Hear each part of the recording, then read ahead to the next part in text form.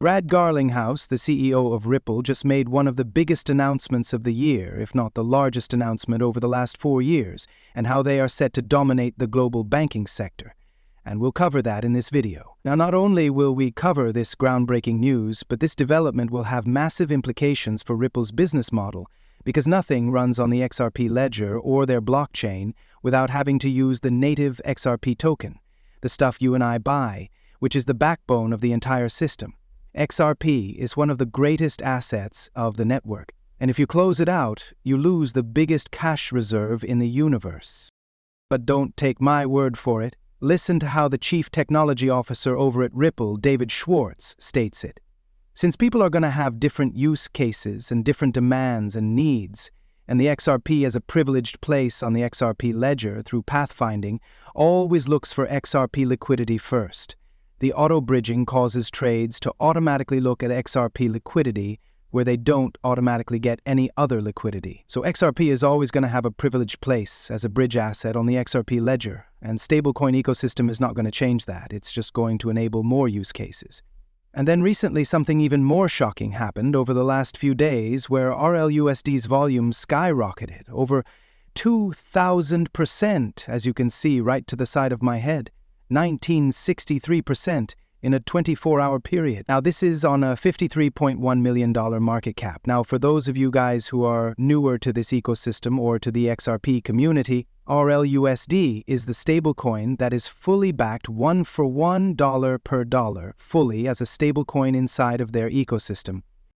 It's designed to directly compete with USDC and USDT, which are the largest competitors in the space, and it's currently outperforming other competitors again, which we will talk about in this video.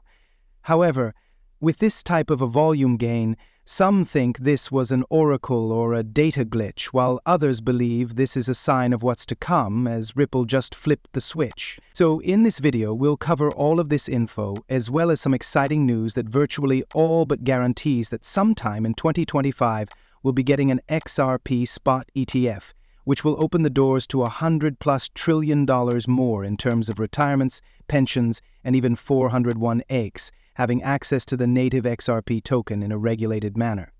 So as always, if you're feeling blessed and bullish, comment 777. And if you're going to be the wealthiest person in your family tree, smash the subscribe button. Hello and welcome back to the channel, Bull Runners. If you're new here, my name is Paul, and you can find me on Twitter or X at PaulieDeFi. Now, really quickly, I'm going to dive into the price action and give you my personal take on what's to come over the upcoming days and week before we dive into some of this groundbreaking news.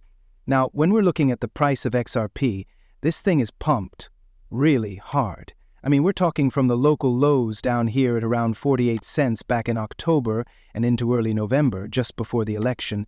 Things pumped for a rally of about 500% on XRP. And XRP was easily one of the largest performing large market cap cryptos. We're talking this thing went from like number 7 by market cap all the way to number 3, and even surpassed USDT in terms of the amount of money in this token. Now that said, because of this face-melting rally, it's only fair and likely that this thing needed to cool off quite a bit. Now, since that point in time, we've put in an intermediate-term downtrend for a descending wedge. However, we've also failed to break below this range right here on the daily time frame. As you can see here, I'm on the D or daily time frame. So right here, I've consistently stated that this would be a good buy zone or a support anywhere between the $2.20 range when we were bouncing back into that 20 EMA, which we'll talk about here shortly, or just into this previous region where we had a lot of wicks and buy pressure. And so it seems to me that not the 10 and 20 EMA was the support, but more so a horizontal support and resistance. And so, although there are a lot of fancy indicators that you can use, more often than not it really just pays to learn the basics. I'm not even kidding when it comes to price action, maybe 1 or 2 indicators, volume, some horizontal supports and resistances, and then just looking at wedges or trend lines.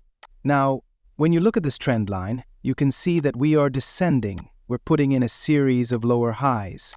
So, or circle this right here for the educational aspect of it. This is our all-time high, or at least our previous range high, of $2.90. Then our next high came in here right around $2.70. Then the final high came in just a few days ago, right here at about $2.50. So because we have this previous range high, and then the previous range high right before that, you can consider this an intermediate term downtrend with a flat or a horizontal support for something like a wedge. That's the case for crops, by the way. So where else would we expect to see crops? Well, there are a lot of other places in the world people find support for something like a wedge. Now, this is typically really good for something like XRP to do in order to cool off before it breaks for some new highs. It needs to build up some strength and gain some support before it builds up its momentum. Now, that said, we can also see that we have a lot of support right here at that $2.18 range. So we could arguably assume that this breakdown right here was what you would call a bear trap. When the price actually breaks down below a range, traps players into the move because they think they want to be bearish, so they take short positions and then the market rallies right against them to the upside. Though this is what we've seen, however, we failed to see a breakout, and all we've seen is consistently declining volume. So what I would like to see is, even if we bounce right back here into this $2.30 range right here, I would like to see some level of support in this range, even if we get a breakdown right here on a daily time frame, only to see a wick on the downside, then a break above this range right here. Whether it comes in the next day, 2, or even 4 days doesn't really matter to me. What matters is that we get a break above this descending wedge or trend line, and when we do, I would like to see volume start to increase again, as we also saw it right back here.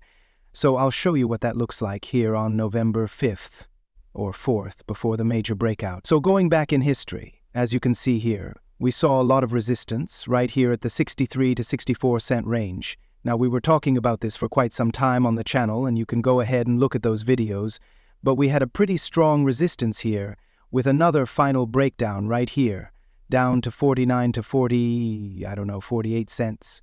And then what happened was we started to rally right back up into this range. And then at the near end of the range, 72 cents a barrel on the horizon. And that is Now, what was beautiful about the breakout above this range right here is you can see that volume started to increase pretty dramatically. So right here it was declining consistently. We saw below average volume, and we saw the volume actually trend to the downside, indicated by this blue line. And as it continued to get really tight or squeezed right here, we saw volume really start to pick up. So you can see volume is picking up. And so right here you would have had an indicator, the tides have started to change. But really it came when we started hitting that third standard deviation right up here, where there's a 4% chance of volume hitting this range right up here. Then we saw volume explode on that 1, 2, 3, and 4th day that you should have had an indicator. Something is up, and there are a lot of buyers getting behind this move. So even if you didn't have the price chart, we're talking the candlesticks. Something like this should have given you an indicator. Considering if I do a replay and a bar chart right here, you can see this is well above average volume. Now let me go ahead and show you exactly what happened.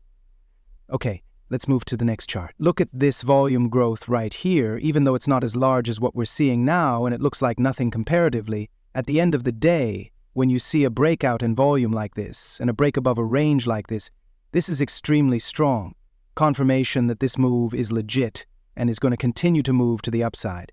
And that's exactly what we saw as day by day, the price continued to trend up, and as you can see here, volume continued growing to the upside in each and every single breakout above a new range high.